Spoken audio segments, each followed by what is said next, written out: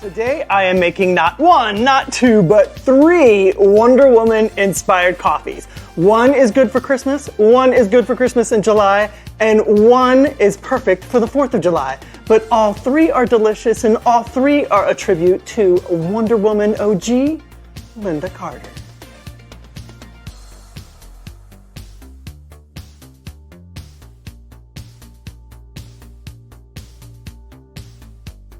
It's always a debate for me, which Wonder Woman mug do I choose? This one is actually nice and sparkly, but this one is pretty big, so you can imagine this one wins out quite a bit, especially early in the morning.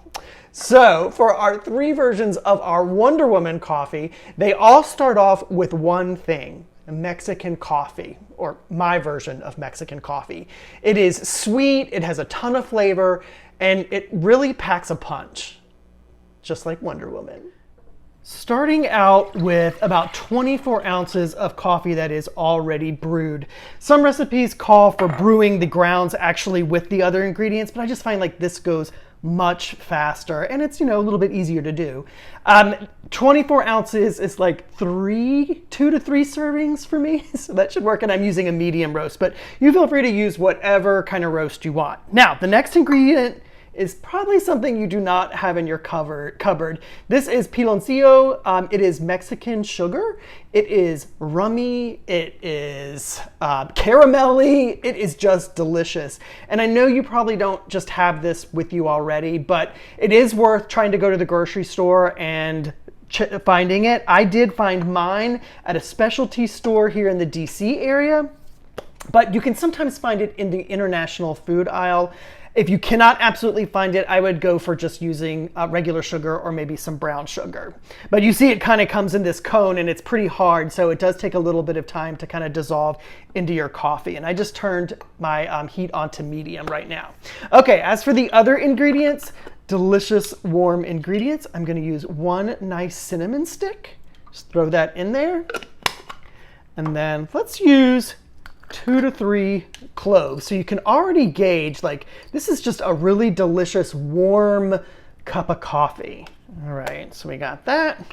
And then something you probably didn't expect, I love the orange flavor that is in this coffee. It's sort of subtle, but I really love when it peeks through. So I use 2 little strips of orange rind in there. So like I said, I turned up the heat, bring it to probably simmer, and then we're gonna cover it and let it kind of perk for, I'd say, like 20 minutes, 15 to 20 minutes. Obviously, we want to get that sugar totally dissolved, and the longer you kind of let it simmer away, the more flavors you get from the cinnamon and the clove and the orange, and it's just worth the wait. And be prepared, because your home is about to smell amazing. Oh, yum. I made this for Christmas last year and it was a big hit. I just left the whole pot on the stove all day long and people could just ladle in whatever they wanted into their coffee mugs throughout the entire day. I did take out the cloves because you don't want anybody chewing on a piece of clove throughout the day or accidentally swallowing that. But I did leave the orange peel in and the cinnamon stick. Makes your house smell amazing. Okay. Oh my gosh. That is so delicious. I used about 1.5 ounces to 2 ounces of the piloncillo. I think that that's perfect because it really allows that orange flavor to come through. The clove is definitely there and the cinnamon just is perfect with this coffee. Oh my gosh. This is so delicious, but I still have 2 more versions of our Wonder Woman coffee to make, and we're gonna be using this to make the other 2 versions. I'm starting with Mexican coffee for my Wonder Woman drinks because the woman of the hour, Lynda Carter, the original Wonder Woman in my eyes, is actually of Mexican descent. Her mother's name is Juanita Cordova and her family is from Mexico.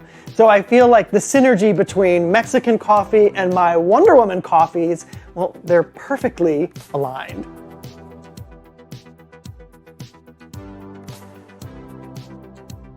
Before the Wonder Woman series, Lynda Carter was a struggling actress and singer, and even though she had a lot of success on the pageant circuit, she was virtually an unknown. And I just saw an amazing interview with her, a really old interview on Johnny Carson, where she said the day she got the phone call that said, "Hey, you got the part," she only had $25 in her bank account. Our hot version was great for Christmas, but now it's time to make the Christmas in July version. But I want to start off by showing you how cute this glass is. So I don't eat anything with unnatural, artificial food coloring in it, and that includes a lot of sprinkles that I find at the supermarket. However, some of those sprinkles are really cute. Like this one was, I think, from a superhero mix. So a good workaround is to not put it in your food, but put it as decoration on your glass. And that's what I did here. I just mixed up a little bit of powdered sugar and water and then rimmed the glass and then rolled it in my sprinkles. And I have a Wonder Woman glass ready for my Wonder Woman iced coffee. All right, so of course, iced coffee. We're starting off with some ice. Oh, did I just hurt my little sprinkles? Okay. That's the one reason why I chose these long ice cubes, is because I didn't want to hurt my sprinkles. Okay, so 4, how many in there? 5, 6, that'll be plenty, that's good. And then of course, the coffee that we made earlier, I just chilled it in the fridge for, I'd say like 4 to 6 hours. Overnight is even better. And so then you just pour it up to almost the top, maybe a little bit more. And then what we're gonna do is we're gonna add just a splash of oat milk. Oh, maybe this will be pretty as it like kind of falls through. Look at that. Oh yeah. And really don't add too much, because you don't want to mute those flavors in the Mexican coffee, the orange, the cinnamon, those cloves. It's really delicious. So you don't want to mute it too much by putting in too much oat milk. But check out how cute that is. And I'm telling you, it is delicious on a Christmas in July afternoon. The Wonder Woman series ran for 3 seasons in the late 70s. Season 1 was set during World War II and had Wonder Woman fighting the Nazis and saving the world. Season 2 and 3, though, are my favorite because there was a little bit of a time jump. They reset the show in the 1970s, which made it much more cooler. Wonder Woman was now fighting androids and aliens, and of course it was all set against a backdrop of disco and bell-bottoms and high fashion from the 1970s.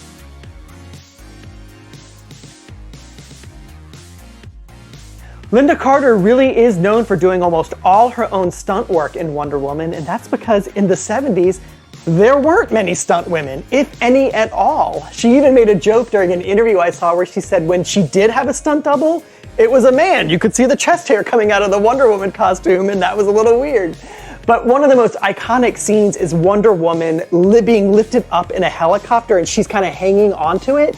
Well, that is not a stunt person at all. That is Lynda Carter doing her own stunt work.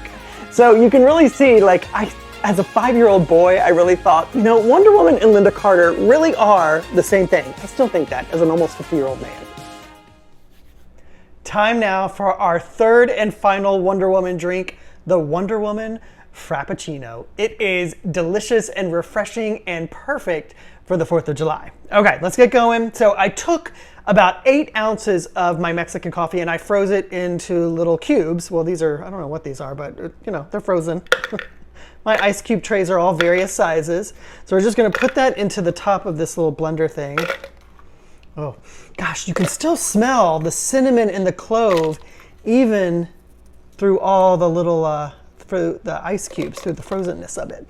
Woo, so messy hands. Smells good though.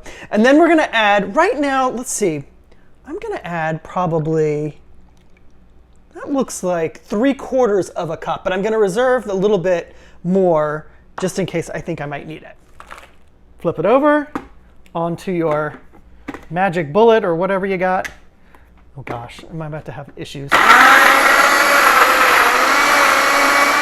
I ended up adding that full amount of oat milk. And I love it like this, kind of icy, chunky. Oh, I love that. But I am not done with this baby. You gotta gild the lily because this is a special Wonder Woman frap. It feels more like a Wonder Woman icy, I gotta say. This is coconut whip topping. Let's see if I can get, oh yeah. Oh yeah. All right, now you can obviously top this with something delicious.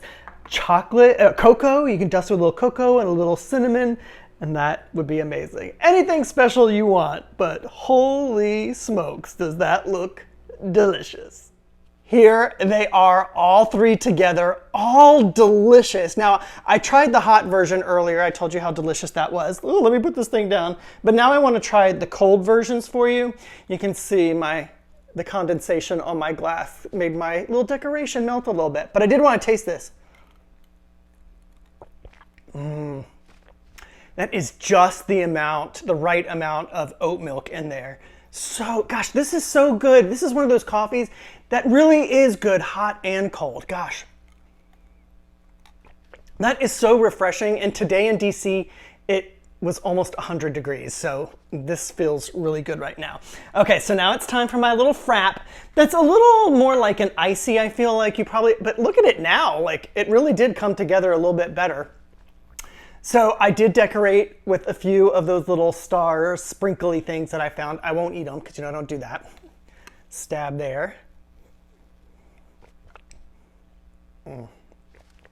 So weird. Even though that's almost identical ingredients to just the iced coffee, it tastes so much lighter and refreshing. Gosh, I think it's because a little bit more of that whipped cream kind of that vegan whipped cream melted down in there. Delicious. And of course, all my drinks are always vegan because I'm a vegan.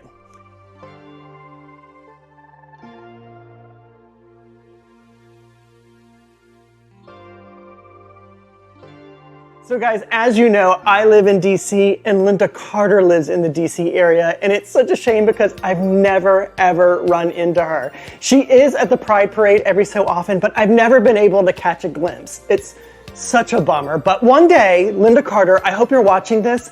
I would love to meet you. I'd love to come to your house because I hear that you have a tiara from the series, you have the lasso from the series, and I may or may not want to try those on, but either way, I'd love to just meet you someday, and if you ever do invite me over, I'll bring the coffee.